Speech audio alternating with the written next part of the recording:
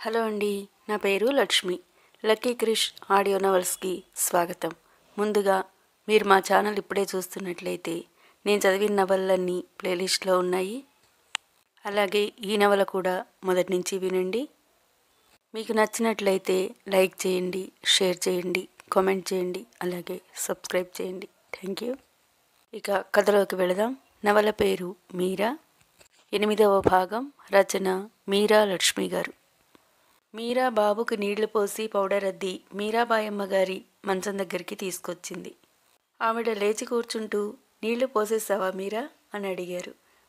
పోసాను బామ్మ అంటూ రబ్బరు బట్ట మంచం మీద పరిచి దానిమీద బొంత ఇంకో బట్ట పరిచి బాబుని సున్నితంగా పడుకోబెట్టింది. ఆ కళ్ళల్లో ఎంత అపురూపమైన భావం. బాబుకి ఎక్కడ నొప్పి పుడుతుందోనని భయం.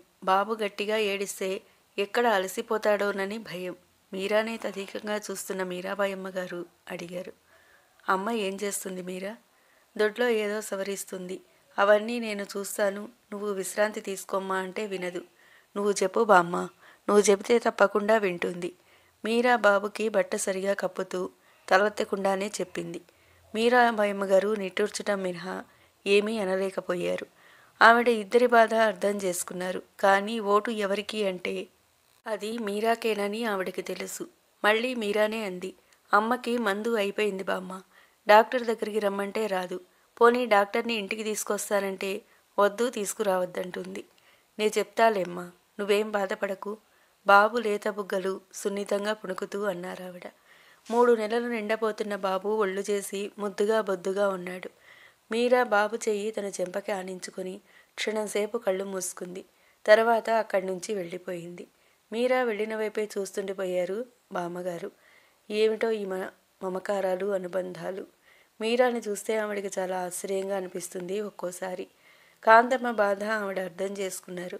ఎన్ని విధాల ఓదార్పు మాటలు చెప్పి కాంతమ్మకి నచ్చ చెప్పాలని చూసినా ఆవిడ సమాధాన పడలేకపోతుంది.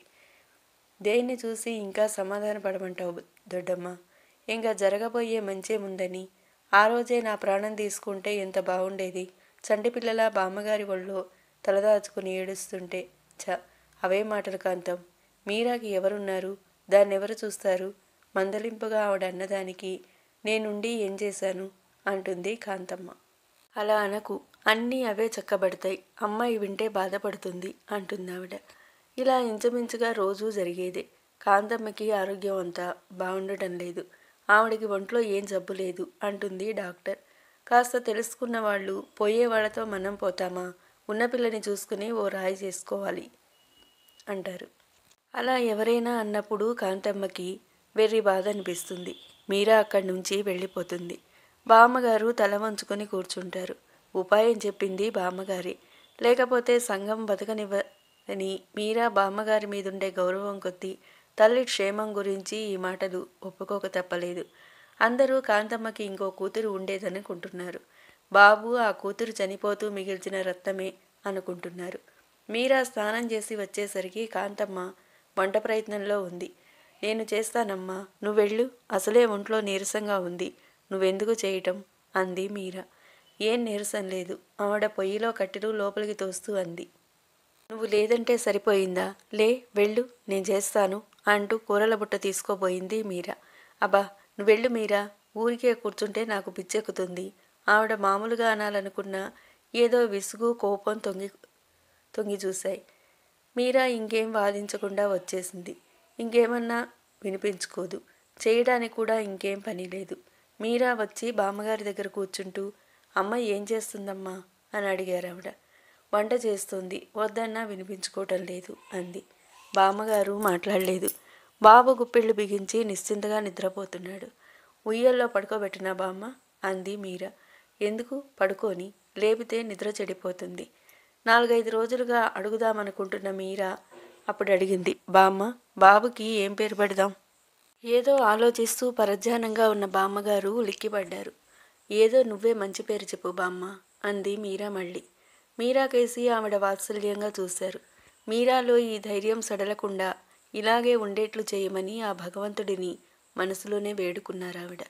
పరిస్థితుల ప్రభావం వల్ల కలిగే మొండి ధైర్యం కాకుండా బాబు మీదుండే అపారమైన ప్రేమాభిమానాలు, వాత్సల్యమే మీరాని ఇంత ధైర్యంగా ఉంచగలిగాయి. అందుకే బామ్మగారికి మీరా అంటే మరింత అభిమానం ఎక్కువ. నువ్వు ఏం పేరు పెడదామనుకుంటున్నావు అడిగారావిడ. నువ్వే చెప్పు బామ్మ, మంచి పేరు ఎన్నిక చెయ్యి. బామ్మగారు 2-3 నిమిషాలు ఆలోచించి, నేను కొన్ని పేర్లు చెప్తాను, నీకేది ఇష్టమో చెప్పు. ఏమిటవి ఆత్రంగా అడిగింది మీరా. ఆవిడ బాబుని ఆప్యాయంగా చూస్తూ, బాబుకు పెట్టే పేరు బాబంతా అందంగా ఉండాలి. బామ్మగారు చెప్పే పేర్ల కోసం ఆతృతగా కుతూహలంగా ఎదురు చూడసాగింది మీరా. రాజశేఖరం, చంద్రశేఖరం, మురళీకృష్ణ, మోహన్ కుమార్. మీరా ముఖం నల్లగా మాడిపోయింది. మీరా బామ్మగారు చూడకుండా చప్పున ముఖం తిప్పేసుకుంది. గబగబా చెప్పకపోతున్న బామ్మగారు మీరా మొహం తిప్పుకోవడంతో, ఏం మీరా, ఇవి నచ్చలేదా అని అడిగారు. ఇంకేమైనా చెప్పు బామ్మ, ఎలాగో గొంతు పెగుల్చుకుని అంది. విజయ్ కుమార్, విజయ్ చంద్ర, ఈ రెండిటిలో ఏది బాగుంటుందో చెప్పు బామ్మ, కాస్త మామూలుగా అవుతూ అంది మీరా. నీకే పేరు ఇష్టమో చెప్పు మీరా, శిరస్సు నిమురుతూ అన్నారావిడ. నువ్వేది అంటే అదే నాకు చాలా బాగుంటుంది బామ్మ, నువ్వే చెప్పు. అమ్మని రాని, అమ్మని కూడా అడుగుదాం. కంగారుగా చూసింది మీరా. వద్దు బామ్మ, ఆ పని మాత్రం చేయకు, ఇంక ఈ పూటకి మంచం మించి లేవదు అంది. ఆవిడకది నిజమేననిపించింది. కాసేపు ఇద్దరూ మౌనంగా ఉండిపోయారు. తర్వాత నెమ్మదిగా బామ్మగారు అన్నారు, విజయ్ చంద్ర అంటే బాగుంటుందేమో మీరా, వీడి మొహం చంద్రబింబంలా ఉంటుంది. ఆవిడ మాట పూర్తి కాకుండానే బాబు నిద్రలేచాడు. నీ సంగతే చెప్పుకుంటున్నానురా బాబు, బామ్మగారు నవ్వుతూ అన్నారు. మీరా బాబుని లేవదీస్తూ, అవును బామ్మ, ఆ పేరు బాగుంటుంది. అమ్మకి మాటల్లో చెప్పు. చివరి మాట చెప్పలేక చెప్పినట్లుగా అంది. అలాగేనమ్మా అన్నారు బామ్మగారు. మీరా బాబుకు పాలుపట్టి ఉయ్యాల్లో పడుకోబెట్టింది.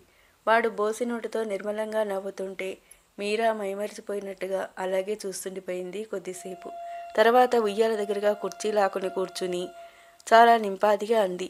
నాకు ఈ పేరు నచ్చిందిరా, నిన్ను విజయ్ అని పిలవనా, చంద్ర అని పిలవనా? చెప్పమ్మా. బాబు అన్నిటికీ బోసినవ్వులతో సమాధానమిస్తున్నాడు. నేను విజయ్ అనే పిలుస్తాను. ఏం సంఘం ఎన్ని కారుకూతలు కుయ్యని, నువ్వేం పిరికి పందలా భయపడకు, ధైర్యంగా నిలబడు. అందుకే నిన్ను విజయ్ అని పిలుస్తాను. ఏం మధ్యలో గొంతు భారంగా మారిపోయినా ఆవేశంగా ఏదో ఉపదేశం చేస్తున్నట్టుగా చెప్పింది మీరా. విజయ్ కాళ్ళు చేతులు చిత్రంగా ఆడిస్తూ అన్నాడు. మీరాకి వెర్రి ఆనందం కలిగింది. విజయ్ని చేతుల్లోకి తీసుకుని ఎగరేస్తూ, అది అలా ఉండాలి, మా విజయ్ బంగారు కొండ, విజయ్ సారథి, ఇంకా ఏమేమో అంటుంది మీరా. అప్పటికి పాలు తాగి అట్టేసేపు కాలేదేమో. మీరా అలా ఎగరవేయటంతో విజయ్ పాలు కక్కేశాడు. పొలమారింది కూడా.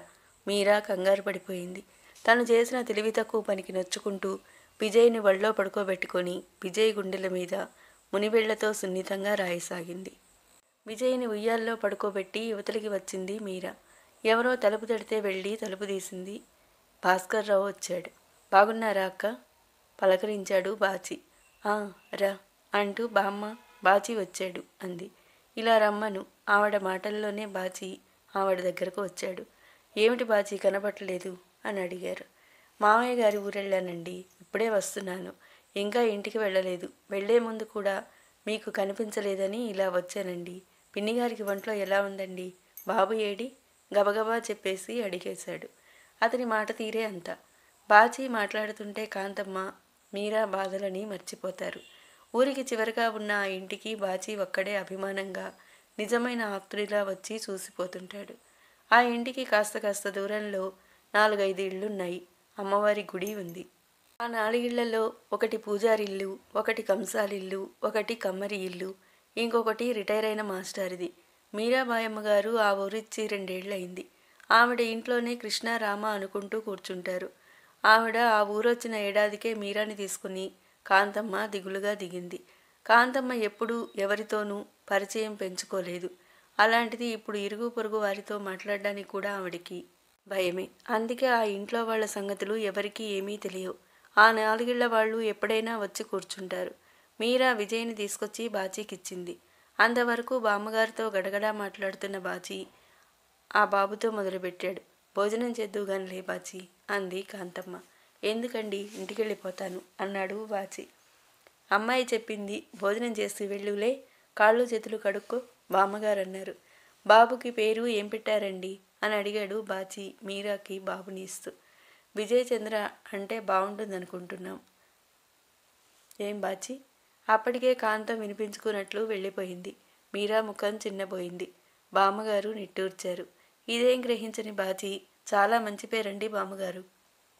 ఏమని పిలవమంటారు? విజయ్ అనా చంద్ర అనా? పూర్తి పేరుతో పిలవమంటారా అడిగాడు. వెంటనే తేరుకున్న మీరా విజయ్ అనే పిలు అంది. బామ్మగారు కాంతమ్మని కేకేసి ఆ సాయంత్రం డాక్టర్ దగ్గరికి పంపారు.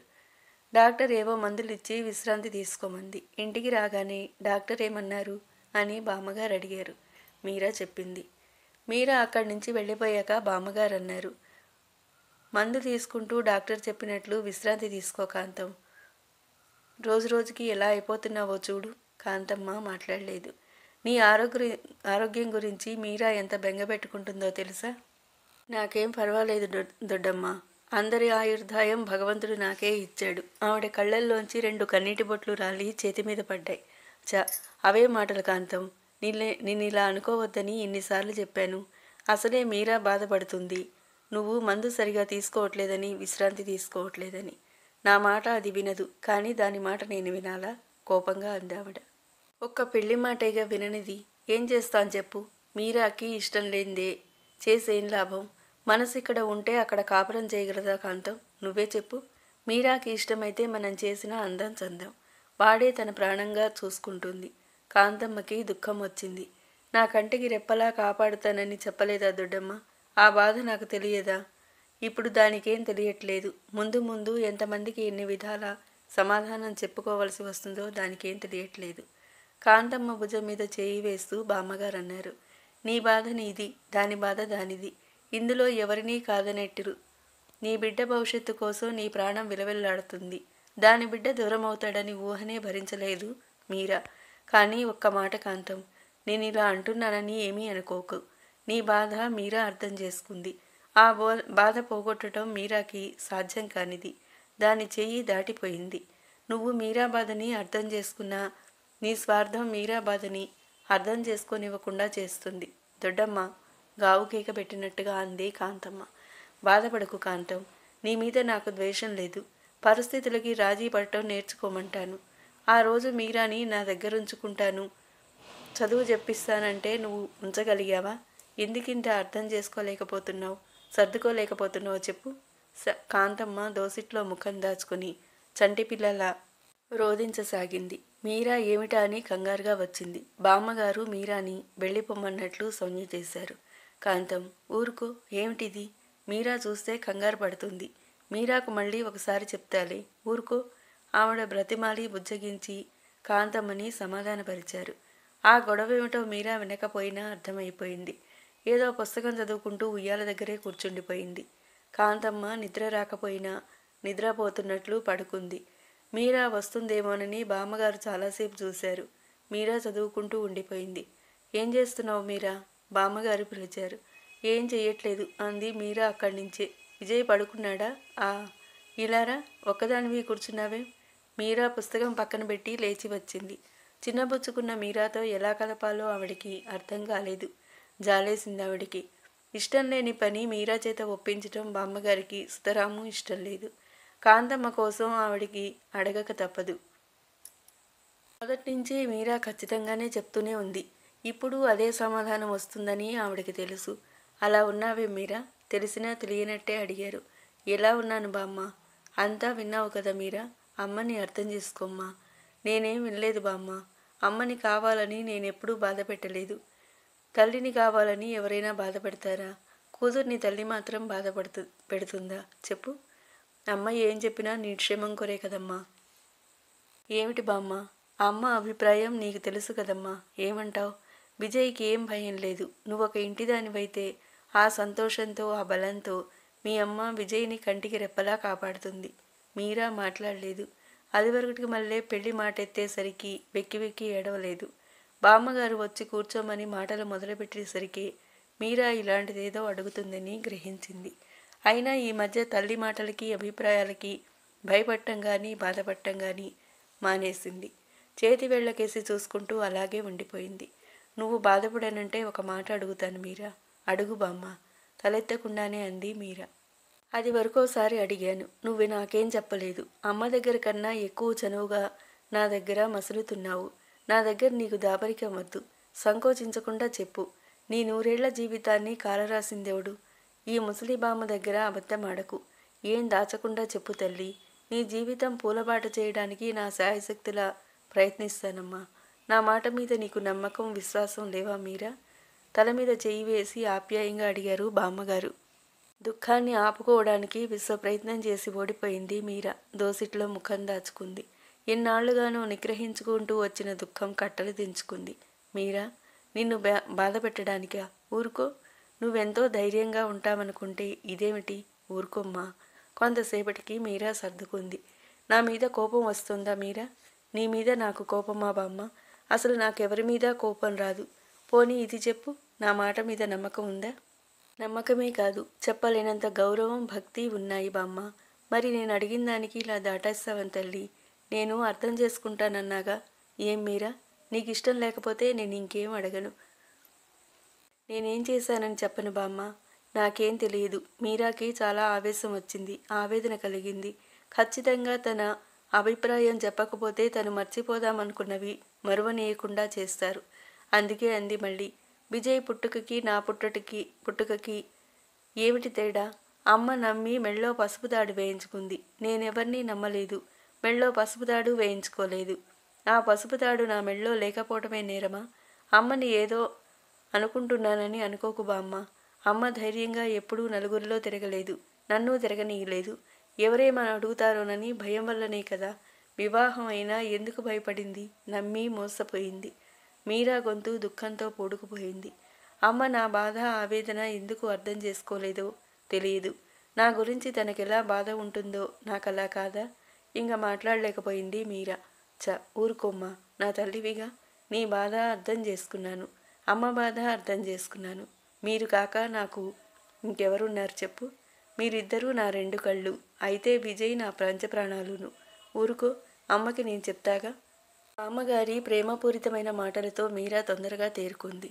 మీరా ఇంకా అలాగే కూర్చోవడం చూసిన బామ్మగారు, వెళ్ళి పడుకో మీరా, పొద్దుపోయింది అన్నారు. ఆమె వెళ్ళిపోయింది. బామ్మగారికి ఎంత ప్రయత్నించినా నిద్ర రాలేదు. కాంతమ్మకి ఎలాగైనా నచ్చ చెప్పాలి అనుకున్నారు ఆవిడ. ఇంకా ఈ విషయాలు కదిపి మీరాని బాధించకూడదని కూడా అనుకున్నారు. ఎంతో నిబ్బరంగా, ధైర్యంగా ఉన్న మీరాను కంగారు పెట్టడమే అవుతుందని ఆవిడకి మీరా మొదట్నుంచి చెప్పినవి ఆవిడేం మర్చిపోలేదు. ఆనాడు మీరా అన్నమాటకి కాంతమ్మ 3 రోజులు మంచం దిగలేదు. ఆ విషయం బామ్మగారు మర్చిపోలేదు. ఓ చెంప నొప్పులతో బాధపడుతున్న తనకు పుట్టిన బిడ్డని ఎక్కడ మాయం చేస్తారోనని మీరా ఎంత కంగారు పడింది, ఎంత గొడవ చేసింది ఆవిడ మర్చిపోలేదు. కడుపు తీపి ఎక్కడికి పోతుంది? అయినా మీరాని చూస్తే ఆవిడకేమిటో చాలా చిత్రంగా అనిపిస్తుంది. మీరా ఇక్కడికి వచ్చినప్పుడు ఎంత స్తబ్దుగా ఉండేది. ఆ రోజులు నిన్న మొన్నట్లా అనిపిస్తున్నాయి బామ్మగారికి. మీరా పరిస్థితికి గుండెలు పగిలిపోయి మీరాని తీసుకుని బామ్మ దగ్గరికి వచ్చింది కాంతమ్మ. అసలు విషయం చెప్పకుండా బామ్మగారి కాళ్ళ దగ్గర కూలబడి గొల్లున ఏడ్చింది. కాంతమ్మ చేత అసలు సంగతి ఏమిటో చెప్పించేసరికి బామ్మగారికి తల ప్రాణం తోక్కొచ్చినంత పనయింది. మీరా స్తబ్దుగా తన విషయం ఏం కాదన్నట్టు కూర్చుండిపోయింది. మీరా లేకుండా కాంతమ్మ చెప్పింది. మీరా, నాకేం చెప్పటం లేదు దొడ్డమ్మ. నువ్వే అడిగి తెలుసుకోవాలి. ఎలా అడుగుతావో ఏమో. అది గట్టెక్కపోతే నేను బ్రతకలేను. బామ్మగారు ఎన్ని విధాల బుజ్జగించి అడిగినా ఒకటే సమాధానం, నాకేం తెలియదు. నాకేం తెలియనప్పుడు నేనేం చెప్పను అని. మనిషి ఏమన్నా షాక్ తిందా అనిపించింది మొదట బామ్మగారికి. మళ్ళీ అది కాదనిపించింది. బామ్మగారు 4 రోజులు అడిగినా మీరా ఏం చెప్పకపోవడం చూసి కాంతమ్మ విరుచుకుపడింది. నా మాట లెక్కలేనప్పుడు ఇంకా నేనెందుకు? ఈ బాధని నేను తట్టుకోలేను. ఏదైనా మింగి చస్తాను. కాంతమ్మ ఏడవటం మొదలుపెట్టింది. కాంతమ్మ ఇంకా హైదరాబాదు వెళ్ళనంది. మీరా మనసులో ఏముందో ఎవరికీ తెలియదు. తల్లి ఏమన్నా మౌనంగా ఉండిపోతుంది. కాంతమ్మ ఇంకా హైదరాబాదు వెళ్ళనని వయసు పైబడుతున్నా ఒంట్లో ఓపిక లేకపోయినా మీరాని, కాంతమ్మని తీసుకుని మద్రాసు చేరుకుంది బామ్మగారు. రోజులు గడుస్తున్న కొద్దీ కాంతమ్మ గుండెల్లో రైళ్లు పరిగెడుతున్నాయి. బామ్మగారితోటి, తల్లితోటి ఏం మాట్లాడకపోయినా ఏదో ఒక పని కల్పించుకొని గిరగిరా తిరిగే మీరా ఓ రోజు స్తబ్దంగా కూర్చుండిపోవటంతో కాంతమ్మ కంగారు పడింది. బామ్మగారు నింపాదిగా అడగగా ఏమిటోలా ఉంది అంది మీరా. ఆ పూట ఆహారం కూడా తీసుకోలేకపోయింది. బామ్మగారికి అర్థమైపోయింది. ఒక్కొక్కసారి ఆలోచనలు ఒక్కొక్క రకంగా ఉంటాయి. మీరాని డాక్టర్ పరీక్ష చేసి గంటలో డెలివరీ అవుతుందని చెప్పింది. అంత బాధలోనూ మీరా బామ్మగారి చేతులు పట్టుకుని ఖచ్చితంగా చెప్పింది, బామ్మ, ప్రాణంతో ఉన్నా లేకపోయినా ఆ పుట్టిన బిడ్డని నేను చూడలేకపోతే నేననేదాన్ని ఉండను. నన్నెవరూ ఆపలేరు. బామ్మగారు చప్పున మీరా నోటి మీద చెయ్యి ఉంచుతూ, అవే మాటలమ్మా మీరా, అన్నీ సవ్యంగా జరుగుతాయి, ధైర్యంగా ఉండు అన్నారు. అక్కడే ఉన్న కాంతమ్మ నవనాడులు కృంగిపోయినట్టయింది. ఈ 5-6 నెలల నుండి ఆవిడ తల బద్దలయ్యేలా ఆలోచించి ఒక నిర్ణయానికి వచ్చింది. దాంతో కాస్త మనసు కుదుట పడింది. ఆ ఆశని కూడా ఇప్పుడు మీరా తుడిచి పారేసింది. కూతురు తనకన్నా ఎక్కువ ఆలోచనలతో ఉందని ఆవిడ ఇప్పుడే గ్రహించింది. పుట్టిన బిడ్డని ఏ అనాథ శరణాలయంలోనన్నా ఇచ్చేసి మీరాకి బిడ్డ పోయినట్టు చెప్పాలనుకుంది. ఒక నర్స్కి డబ్బు ఆశ చూపి మాట్లాడింది కూడా. కానీ మీరా అభిప్రాయాలు ఆవిడకు తెలియవు. క్రితం జన్మలో ఏ పాపం చేసుకుందో ఈ జన్మలో తన జీవితం ఇలాగైంది. తను ఏ పాపం చేయకపోయినా ప్రకృతి సిద్ధంగా తన మీద ముద్రపడింది. మధ్య పుట్టబోయే బిడ్డ ఏ పాపం చేశాడు? ఇంకో ప్రాణిని ఈ సంఘానికి భయపడి ఎందుకు అవస్థల పాలు చేయాలి? తను ఎలాగూ పెళ్లి చేసుకోదు. తను ఇలా అని తెలిసి చూస్తూ ఎవరూ చేసుకోరు. అన్నీ కప్పెట్టి చేస్తారు. పెళ్లి గురించి తన సుందరమైన స్వప్నం కూకటి వేళ్లతో కూలిపోయింది. ఇప్పుడు ఈ పాపం చేసి వచ్చే జన్మకి ఇంకా పాపాన్ని మోసుకు వెళ్ళలేదు. బ్రతికి బయటపడితే చేయని తప్పుని జీవితాంతం భరిస్తుంది. క్రితం జన్మలో చేసిన పాపం ఈ జన్మలో పరిసమాప్తి అయిపోవాలి. తను ఎన్ననుకుంది? మంచి మనసున్న వాడిని పెళ్లి చేసుకొని తల్లి శేష జీవితమన్నా హాయిగా నిశ్చింతగా తన నీడలో ఆవిడ సంతోషంగా గడిపేలా చెయ్యాలనుకుంది. బామ్మగారు రాగానే బామ్మ అంది మీరా. బామ్మగారు మీరా తల నిమురుతూ, బాబమ్మ తెల్లగా ఉన్నాడు, నీ ఒంట్లో ఎలా ఉందమ్మా అని ఆప్యాయంగా అడిగారు. చాలా తేలిగ్గా ఉంది బామ్మ. బామ్మ, అమ్మ ఏది? అడగలేక అడిగింది మీరా. ఇంటికి వెళ్ళిందమ్మా, నేనే పంపాను నీకు కాఫీ తీసుకురమ్మని. అది అబద్ధమని మీరాకి తెలిసిపోయింది. బాధగా నిట్టూర్చింది. మీరాని ఇంటికి తీసుకొచ్చిన రోజున కాంతమ్మ అంది, దొడ్డమ్మ, మనం వెళ్ళిన రోజున ఓ లావుపాటి ఆవిడకు కూతురు పుట్టిపోయింది చూడు. ఆవిడకు పిల్లలు పుట్టకుండా ఆపరేషన్ చేశారట. ఇక కాన్పు వస్తే బ్రతకదన్నారట. వాళ్ళు పెంచుకుంటారట నర్సు చెప్పింది. దానికి నువ్వు కాస్త నచ్చ చెప్పు మీరా అని మీరా మొహంలోకి చూసిన బామ్మగారు ఇంకా మాట్లాడలేకపోయారు. కాసేపు చూసిన కాంతమ్మ, ఇప్పుడు దానికేం తెలియట్లేదు, ఎవరికి జవాబు చెప్పుకోగలం? చిన్నతనం వల్ల తనకి తెలియకపోయినా పెద్దవాళ్ళు చెప్తే వినవద్దా? ఆవిడ డగ్గుతికతో ఆగిపోయింది. మీరా, అమ్మ చెప్పింది నిజమేనమ్మా. నిన్ను చూసుకునే ఈ మాత్రమైనా మీ అమ్మ ఉంది. నీ జీవితం ఇలా అయిందంటే మీరా కళ్ళెత్తి బామ్మగారి ముఖంలోకి చూసింది. ఈ పాపం కూడా ఎందుకు బామ్మ తెలిసి చేయటం? వాడేం చేశాడు మధ్య? ఆవిడకి పిల్లలు పుట్టకుండా ఆపరేషన్ కాలేదు. ఆపరేషన్ చేసి బిడ్డను తీశారు కాన్పు కష్టమైతే, నిదానంగా అంది. తను చేసిన దొంగతనం బయటపడిపోయినట్టు గిలగిల్లాడింది కాంతమ్మ. ఇంత వివరంగా చెప్పినా నా మాట విననప్పుడు ఇంక నేనెందుకు? ఇక నేను ఉన్నా ఒకటే, చచ్చినా ఒకటే. ఎందులోనన్నా పడిచస్తాను. ఏడుపు మొదలుపెట్టింది. ఇన్ని ఏడుపులు గొడవలు ఎందుకు బామ్మ? ఈనాడు నన్ను చేయమంటున్న పని ఆనాడు తనే చేస్తే ఇన్ని సమస్యలుండేవి కావుగా. ఎంత మాట అన్నావే గుండెలు బాదుకుని ఏడ్చింది కాంతమ్మ. 3 రోజులు మంచం దిగలేదు ఆమె.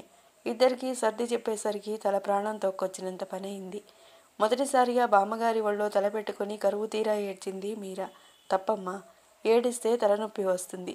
బాబు లేచాడు చూడు అన్నారు బామ్మగారు మీరాని లేపి సరిగా కూర్చోబెడుతూ. తరువాయి భాగం మరో వీడియోలో. Thank you.